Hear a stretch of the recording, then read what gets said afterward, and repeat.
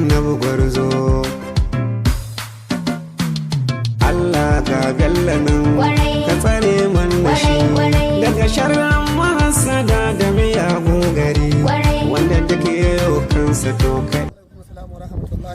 Baba sunanka? Sunana Usman Muhammad Gwargawo. Usman Muhammad Gwargawo. To, duba da kenan kuna ɗaya daga cikin waɗanda na samu kuna shiga sanadiyar matsalolin tsaro. Kwarai da gaske don nan inda an kai to in Allah ya so muna ƙarfin wata guda muna kwana cikin itace. Amma yanzu a waye gari yanzu sai ka zo cikin daji ka yi wa zinaran ka yi komi naka lahiya da daren da kyau.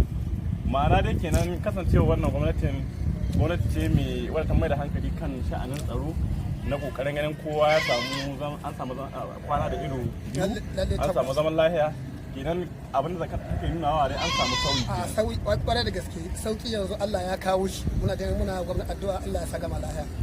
To wani irin kalubale kuka fuskanta wancan lokacin? To wancan lokacin inda an ka hito kana cikin gidanka da ka hito bakin gidanka ka ji kugin mashi sai ka koma cikin ɗaki. Da zarar iya kawo wayonka da zarar aka ce ma ƙarfe 4 ta yi ƙarfe 5 tare da shi kenan wayonka ya kawo.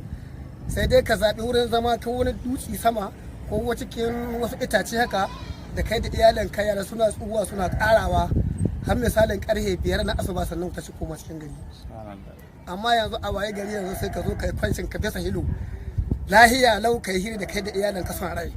Kenan noma da komi yanzu ana yi. Noma da komi yanzu amma sai yanzu ana korafi suna ce a can mutanen can cikin daji ba don lahiya kuke. To waɗannan yan su kallamiri ne mu kan gaskiya alhamdulillah insha Allah shi kara gwamnati. To wace irin fata gare ka zuwa gwamnati ko wata shawara zuwa? To ni yanzu abinda a fata ta ga gwamna abinda muka so yanzu Allah shi kara mai nasara 100% kuma bayan haka muna buƙatar ya ƙara tallafa muna shigihunmu da na hwaɗi da katangin ne mu a yi tallafi mu zo mu gyara gidajen mu ƙara dara yawa.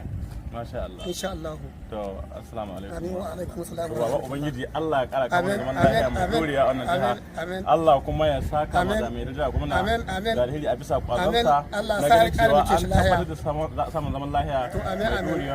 A wannan jiha. Lalle zaman lafiya Allah so ya samu. To masha Allah. Allah shi ƙara da mu. Dan nagar na kakin gwamna na arewa sannan farin doba. Dodo mai sa a gudu.